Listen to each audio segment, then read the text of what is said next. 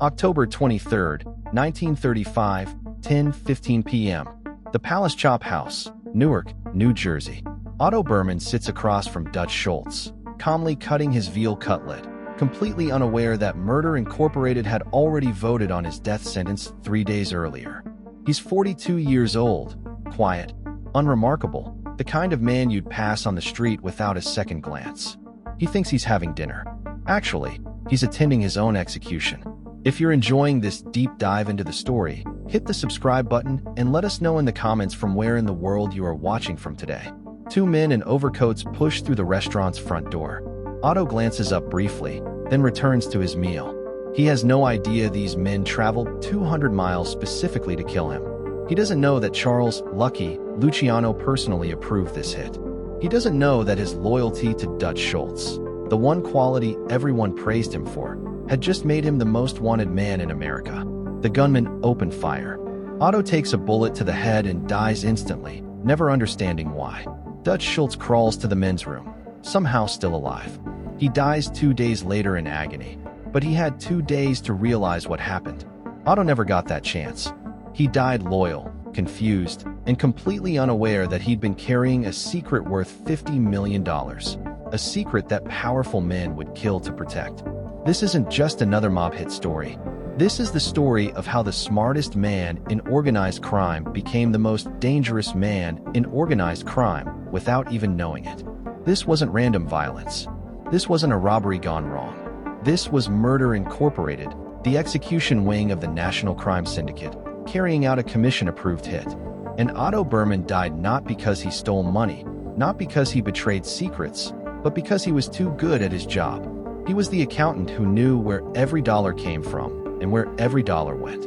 In the underworld, that knowledge was more dangerous than any weapon. This is the story of Otto Berman, the man who thought loyalty would protect him. He was wrong, dead wrong. You see, Otto had discovered something he was never supposed to find, something that threatened the most powerful crime families in America.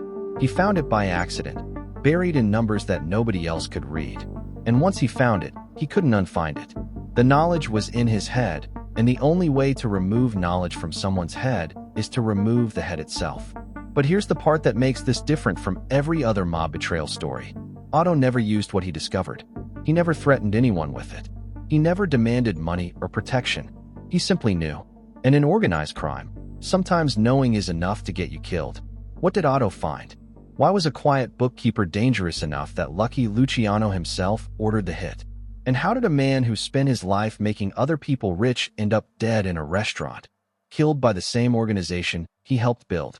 Otto Berman was born on December 10, 1895, in the Lower East Side of Manhattan. His parents, Samuel and Rose Berman, were Russian Jewish immigrants who arrived in New York with nothing but hope and desperation.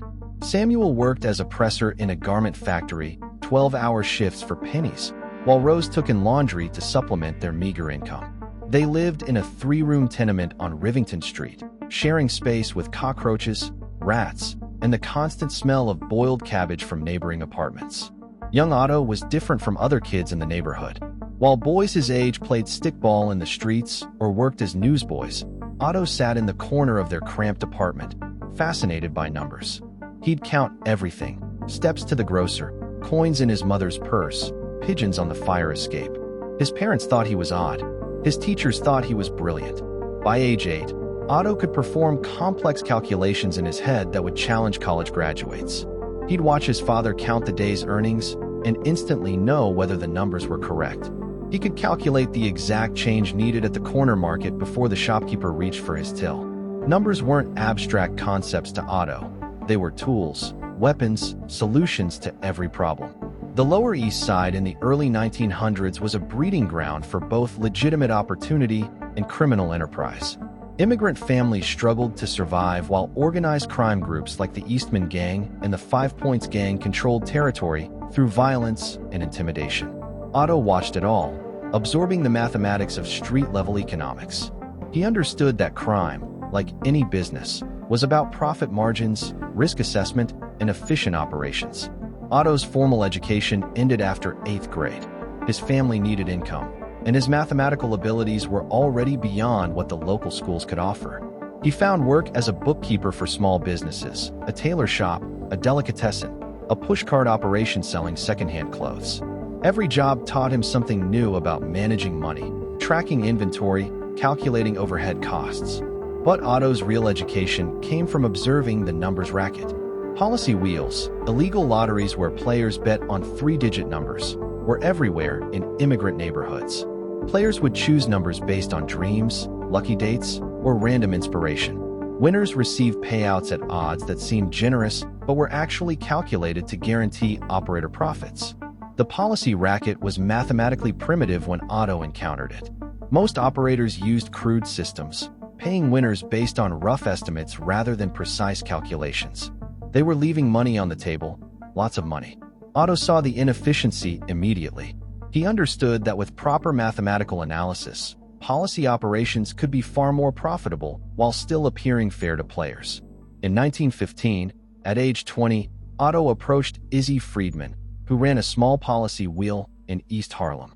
Otto's proposition was simple: let me redesign your odds system, and I'll increase your profits by 30% while reducing your risk exposure. Friedman was skeptical. Policy was about luck, instinct, street smarts. What could some pale, bookish kid from the Lower East Side teach hardened gamblers about running numbers? Otto demonstrated by analyzing a week's worth of Friedman's betting slips. He identified patterns, which numbers players favored, how bet sizes fluctuated based on recent payouts, when heavy betting concentrated on particular combinations. Using this data, Otto recalculated the odds structure. Instead of paying winners at fixed rates, Otto created a dynamic system that adjusted payouts based on betting volume and historical patterns. The results were immediate and dramatic. Friedman's weekly profits increased by 35% within a month. More importantly, the operation became predictable. Instead of wild swings between big losses and modest gains, Friedman enjoyed steady, consistent returns. Other policy operators noticed. Word spread through Harlem's gambling circles about the kid who could make numbers behave. By 1920, Otto Abbadabba Berman, the nickname came from his rapid-fire calculation style that sounded like Abbadabba when he worked through complex equations, was consulting for a dozen policy operations across Manhattan. He didn't run games himself. He redesigned them for maximum profitability. Otto's mathematical approach revolutionized policy gambling in several ways. First, he developed risk management formulas that allowed operators to accept larger bets without catastrophic exposure. Second, he created psychological pricing strategies that made players feel they were getting better odds while actually reducing their probability of winning.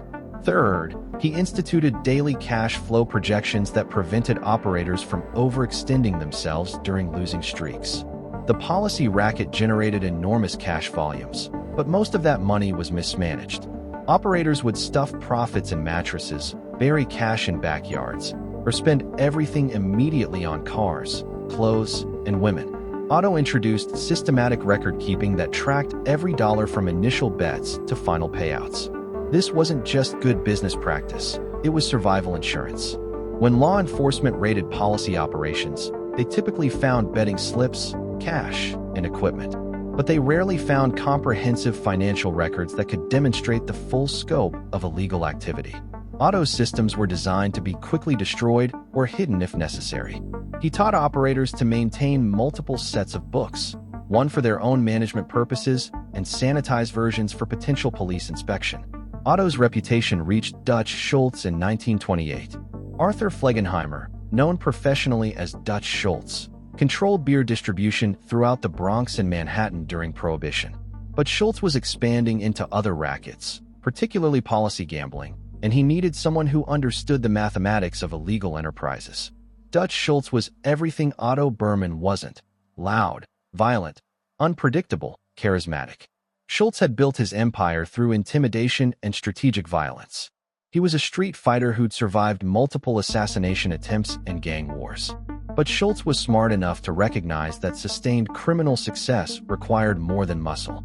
It required precision, planning, and mathematical analysis. If you find this story engaging, please take a moment to subscribe and enable notifications. It helps us continue producing in-depth content like this. When Schultz approached Otto, the offer was unprecedented. not consultation work or temporary projects, but a full partnership. Schultz would handle enforcement, territory expansion, and political protection. Otto would handle all financial operations, mathematical analysis, and strategic planning. The split would be 60-40, with Schultz taking the larger share due to his operational control and risk exposure. Otto accepted, but on one condition. All financial records would be maintained according to his specifications, with complete accuracy and no undisclosed side deals. Schultz agreed, not fully understanding what he was committing to. He thought he was hiring a bookkeeper. Actually, he was creating the first mathematically optimized criminal enterprise in American history. The Schultz-Berman partnership transformed both men's operations. Otto immediately redesigned Schultz's policy wheels using advanced probability calculations. He increased betting limits while reducing payout exposure. He created customer loyalty programs that encouraged repeat betting. He developed market research techniques that identified the most profitable neighborhoods for expansion. Within 2 years, the Schultz organization was generating over $20 million annually from policy operations alone. This was staggering money during the Depression, equivalent to roughly $300 million today. Beer distribution added another $15 million yearly. Loan sharking, protection rackets, and labor union infiltration contributed millions more. But Otto's most important contribution wasn't profit maximization. It was financial transparency. For the first time in organized crime history, a major syndicate knew exactly where its money came from, where it went, and what profit margins each operation generated. Otto produced weekly financial reports that would have impressed Wall Street analysts. He tracked seasonal betting patterns, calculated optimal staffing levels, and projected future revenue based on territorial expansion plans. This financial precision attracted attention from other crime families. Policy gambling was expanding rapidly across the country, but most operations remained mathematically primitive. Crime bosses who heard about Otto's systems wanted access to similar analytical capabilities. Some offered to hire him away from Schultz. Others proposed joint ventures or consulting arrangements. Otto declined these opportunities, partly out of loyalty to Schultz, but mainly because he understood the risks of divided loyalties in organized crime. Working for multiple families simultaneously would have made him a potential spy, informant, or security threat. Better to be indispensable to one powerful organization than replaceable to several. By 1932, Otto had revolutionized more than just Schultz's operations. His mathematical innovations were being copied by policy operators nationwide. The improvements Otto developed, dynamic odds calculation, risk management formulas, systematic record-keeping, became industry standards. Otto had essentially created the modern numbers racket, but success bred danger. The more profitable Schultz's operations became, the more attention they attracted from law enforcement, rival gangs, and the emerging national crime syndicate. Otto's financial records, while useful for management purposes, were also potential evidence that could destroy the entire organization if seized by authorities. In 1933, federal investigators began targeting Schultz for tax evasion. The strategy was simple: follow the money trail and prove income that couldn't be explained through legitimate sources. Otto's meticulous record-keeping, which had been an asset for operational purposes, suddenly became a liability for legal protection. Otto faced a choice.